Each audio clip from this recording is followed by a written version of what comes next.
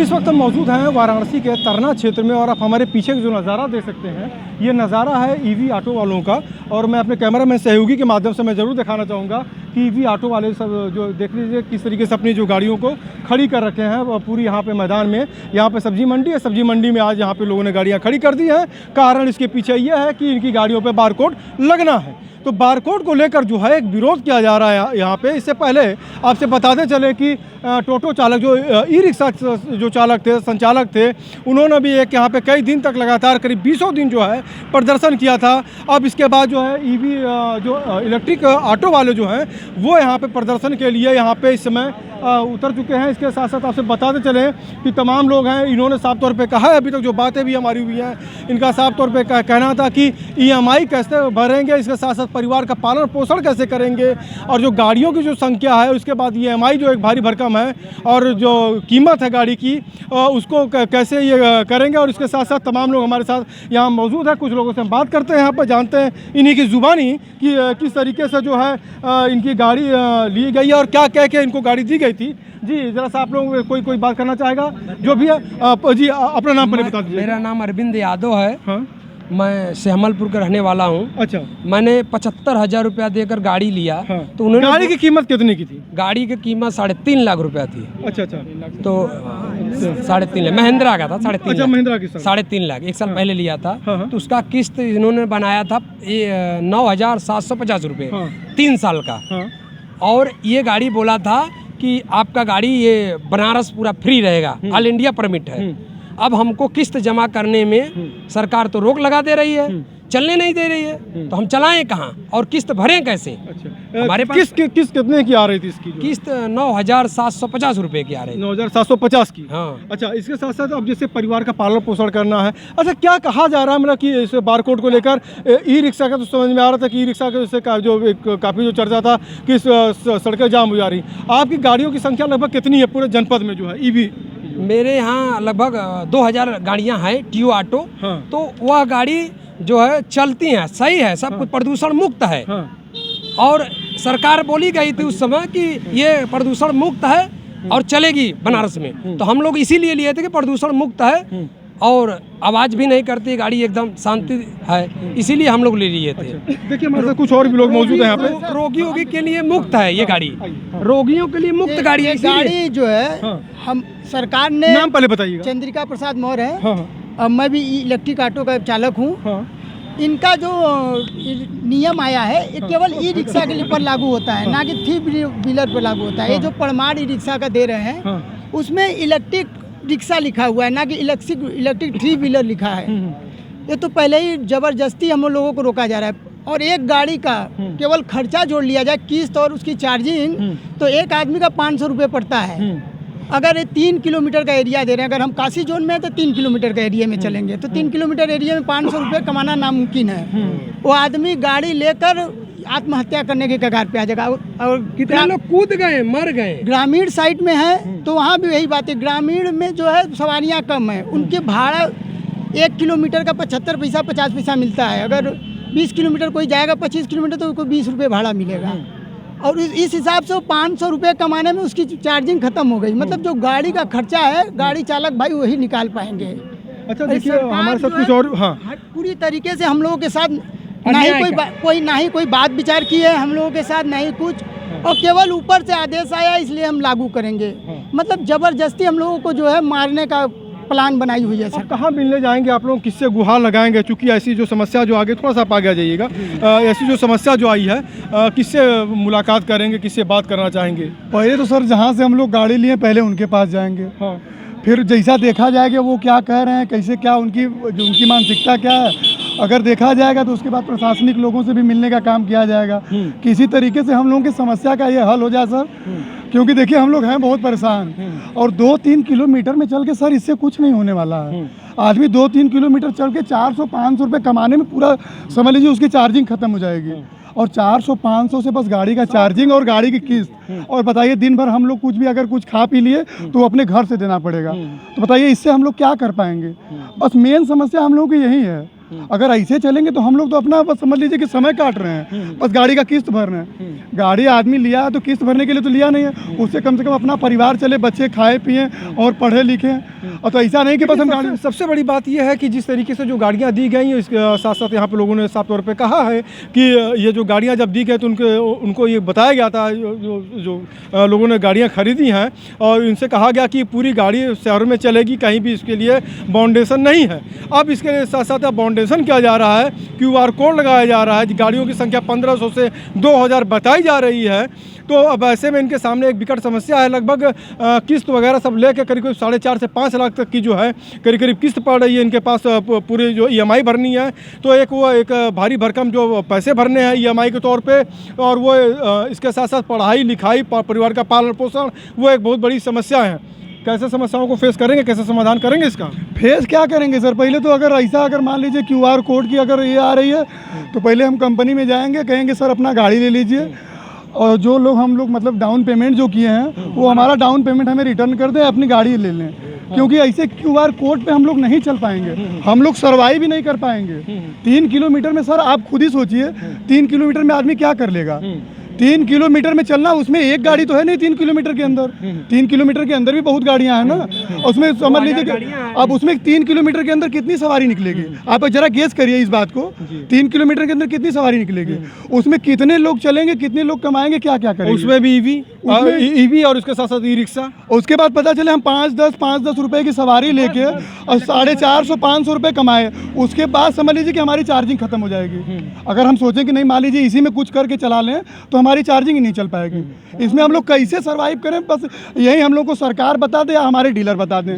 देखिए, तमाम लोग यहाँ पर अपनी गाड़ियों को खड़ी कर रखे हैं। इसके साथ साथ साफ तौर पे कहना है इनका कि इनके सामने एक बहुत बड़ी विकट समस्याएं हैं। आखिर जाएं तो जाएं किसके पास जाएं, और इसके साथ साथ रोएं तो रोएं किसके पास रोएं, और किससे गुहार करें। देखिए, तमाम लोग अपने यहाँ पे कागजात जो है लेके दिखाते नजर आ रहे हैं। 3 व्हीलर का कागज है, ठीक है सर। और E-रिक्शा है, पहले मैं E-रिक्शा भी रखा था। देखिए, इस पे E-रिक्शा लिखा है ना, इस पे 4 सवारी बैठ सकते हैं। 3 व्हीलर वाला जो है इस पे 3 सवारी प्लस ड्राइवर, 4 लोगों के लिए परमिट है।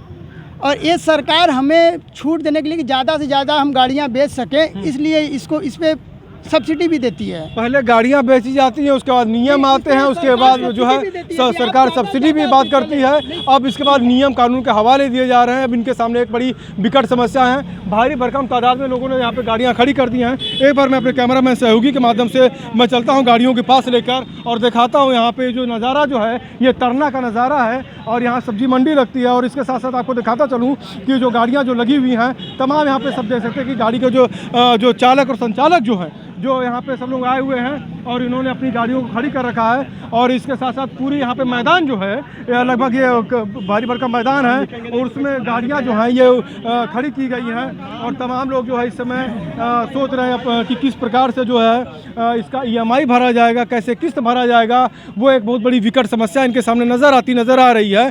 इसके अंतर्गत आज सभी लोग यहाँ पे गाड़ी खड़ी करके लोग एकजुट हुए हैं और अपने अपने समस्याओं को लोग लेकर एक दूसरे से चर्चा परिचर्चा कर रहे हैं। इसके साथ साथ रणनीति तैयार कर रहे हैं कि आगे जो रणनीति जो होगी वो कहाँ पे अपनी रणनीति को किस तरीके से एक अंजाम देने के लिए तैयारी जो की जा रही, किससे आखिर मुलाकात करेंगे, कौन इनकी बातों को सुनेगा। तमाम उन बिंदुओं पे आज यहाँ पे चर्चाएं की जा रही है गाड़ी खड़ी करके।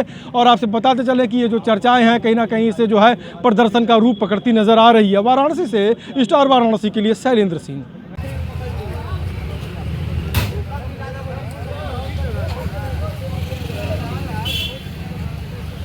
भैया उसे रोक लीजिएगा जी, अपना नाम पहले बता दीजिएगा। राजेश सिंह राजपूत। जी राजेश जी, किन मुद्दों के साथ आज सब लोग एकत्रित हुए हैं, क्या है मुद्दा? यहाँ पे एक ही मुद्दा है सर कि इस समय ये गाड़ी शहर से निकाली जा रही है, उस पर बारकोड QR कोड लगा रहे हैं, उनका रूट डिवाइड कर रहे हैं कि आपको 2 से 3 थानों के अंतर्गत चलना है, और वो भी जो शहर से हैं। वहीं एक वरुणा जोन और वरुणा और गोमती जोन को अभी कुछ नहीं दे रहे हैं। उसके बाहर जो शिवपुर थाने के इधर से जो थाने आते हैं, जो उसमें गाड़ियां पंजीकृत हुई हैं जिस वाहन स्वामी के नाम पे, वो उसको शहर में नहीं जाने देंगे। प्रशासन इसी पे अड़ी हुई है। यहीं हम लोग सरकार से या प्रशासन से या एजेंसी से या RTO से हम लोगों का एक ही डिमांड है कि हमको शहर में सुचारू रूप से जैसे हम चल रहे थे वैसे हमको चलने दें, हमारे रोजी रोजगार को झटका न लगने दें।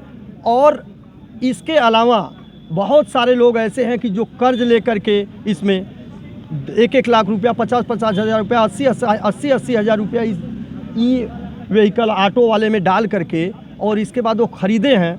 अब वो 2 महीना भी गाड़ी नहीं चलाए, कोई गाड़ी तो 20 दिन चली है, अभी 25 दिन, और इसके बाद उनके सामने इतना बड़ा वो प्रॉब्लम क्रिएट है कि आपको शहर में नहीं चलना है। तो सर यही मांग है, यही डिमांड है। और यहाँ पे ये जो सारे लोग एकत्रित हुए हैं एक ही डिमांड के लिए लेके कि अगर हम शहर से, मान लीजिए ठीक है प्रशासन हमारी नहीं सुन रही है, तो कम से कम एजेंसी के जो एम्प्लॉई हैं या एजेंसी के जो होल्डर हैं वो ये आकर के कहें कि भैया ठीक है, ये जो 50,000 1 लाख रुपया जो डाउन पेमेंट पड़ा है, जो महीना 2 महीना 15 दिन 20 दिन 1 महीना 4 महीना जो भी गाड़ियाँ चली हैं, उन गाड़ियों अगर वो चली हैं तो 430 रुपये के हिसाब से उनको भुगतान भी किया गया है, 13,000 रुपया EMI। अब अगर नहीं चल पा रही हैं गाड़ियाँ, अगर वो इसमें सक्षम नहीं है कि इसको चलवा पाएंगे, चूँकि उन्हीं ने ही बोला था कि ये पूरे शहर में चलेगी, कोई दिक्कत नहीं है, वही चीज़ हम लोग भी देखे कि हाँ ये शहर में चल रही है तो हम लोग ले लिए। अगर वो नहीं चल पा रही है तो ये EMI नहीं भर पाएंगे, वो अपनी गाड़ी को खड़ी कर लें और हमारा जो डाउन पेमेंट है वो हमको वापस कर दें। अच्छा एक चीज़ बताइए, कुल कितनी संख्या है, लगभग संख्या क्या अंदाज है आपके पास? कितनी संख्या है लगभग ये इलेक्ट्रिक ई वाहनों की? हाँ आपकी नियर अबाउट बजाज की 800 से 900 गाड़ियाँ बजाज कंपनी की। इसके बाद अदर कंपनियाँ भी हैं जैसे TVS और आपका महिंद्रा और अप्पे सिटी, इन सब को मिलाकर के। लेकिन उसमें सबसे ज़्यादा बजाज की गाड़ी नामी कंपनी है, यही गाड़ी ज़्यादा डिस्ट्रीब्यूट हुई है। अच्छा कुल मिला के EV अगर देखी जाए तो लगभग कितनी गाड़ियाँ होंगी पूरे शहर में? EV ऑटो अगर माना जाए तो 1500 से 1600 के अंदर में। तो अब क्या ये 1500-1600 से दिक्कत प्रशासन को आ रही है? आखिर ये ऐसा क्यों हो रहा? बारकोड की बातें क्यों की जा रही है? गलियों का शहर बताया जाता है जो धर्मनगरी है, सड़क कंजेस्टेड है, क्या इसमें दिक्कतें आ रही हैं क्या? सर दिक्कतें आ रही हैं, दिक्कतें एक ही जगह से ऑटो और ई ऑटो से ही नहीं आ रही, दिक्कतें बहुत सारी आती हैं भैया। दिक्कतें इस तरीके की आ रही हैं कि जैसे ठेले वाले हैं वो अतिक्रमण किए हैं, वो उनको नहीं दिख रहा है, दुकानदार है वहाँ एंगल लगा करके इसके बाद आगे रख दे रहा है, टेबल लगा करके रख दे रहा है, वो अपने सामान को सजा रहा है, उनको नहीं रोक रहे हैं वो। और इसके बाद सिटी बस जो चल रही है, एक सिटी बस चलती है तो उसके पीछे कम से कम 400 बाइक्स और 50 तो ऑटो लग जाता है। और इसके जिस चौराहे पे वो जिस समय जब वो गिरजाघर चौराहे पे सिटी बस को लगाते हैं तो उनको ये अनुमान होता है कि इस बस के लगने की वजह से ट्रैफिक और यातायात कितनी दिक्कत में आ रही है। वहाँ की प्रशासन उस समय आंख मूंद लेती है कि यहाँ बस लगी है तो उसको और आकर के जगह देके लगवा देते हैं। और एक गरीब आदमी जो 50,000 रुपया डाल करके अपने जीविका को चला रहा है, अपने परिवार को चला रहा है, बच्चों को पढ़ा रहा है, लिखा रहा है, वो अगर शहर में लेकर चल गया तो बहुत बड़ा तौबा, उसके लिए सारी बवाल। किससे मुलाकात करेंगे अपनी इस पीड़ा को लेकर? जो है EMI की समस्या है, परिवार चलाने की समस्या है, EMI कैसे भरेंगे और किस अधिकारी से मिलना चाहेंगे आप लोग? इस समय तो सर अधिकारी से नहीं, इस समय तो जो माइंड में चल रहा है कि जहाँ से हम लोगों को गाड़ी डिस्ट्रीब्यूट किया गया, जो हमारा डीलर है, एजेंसी है, हम उनसे जाकर के बात करें कि भैया आपने हमको गाड़ी दिया तो किस बेस पे गाड़ी दिया? ये गाड़ी आपने दिया तो आपने ये बोला कि ये गाड़ी एकदम ग्रीन है, ये शहर भर चलेगी, 15 साल इसमें कोई परमिट नहीं लगेगा, कोई कागज़ नहीं लगेगा और परमिट फ्री है। अब इसके बाद जब इसको रोका जा रहा है तो आप इस गाड़ी को ले रहे हैं, जब हम शहर में नहीं चल पाएंगे तो हम कहाँ जाएंगे? इसके बाद अगर वो नहीं सुनते हैं तो हम प्रशासनिक अधिकारी से भी बात करेंगे, ADCP से बात करेंगे, राजेश जी जो जोनल हेड है उनसे बात करेंगे। इसके बाद नहीं होगा तो हम कमिश्नर साहब से भी इस बात का गुहार करेंगे, हाथ जोड़ेंगे, उनका पैर जोड़ेंगे, उनसे ये कहेंगे कि सरकार हम लोग मर जाएंगे इस तरीके से। ये EV ई रिक्शा नहीं है कि ये 50, 75, 80 और 1 लाख के अंदर में आ जा रहा है। ये 5.5 लाख की गाड़ी है, 5.5 लाख रुपया, 13,000 रुपया महीना कहाँ से अगर हम बाहर हो जाएंगे तो भरेंगे? बस यही कुछ मांग रखनी थी।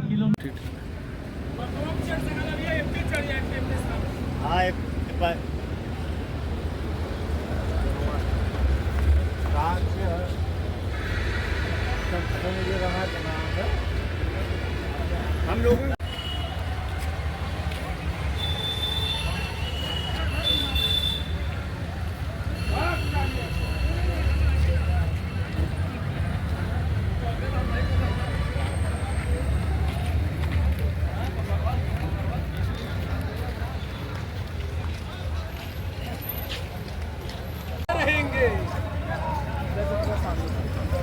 जब ठीक है, तक हम लोग को न्याय नहीं मिलेगा तब तक गाड़ी नहीं रहेगा। पीछे भी गाड़ी है, सब उधर बहुत गाड़ी है पीछे साइड से अपना काम साथी से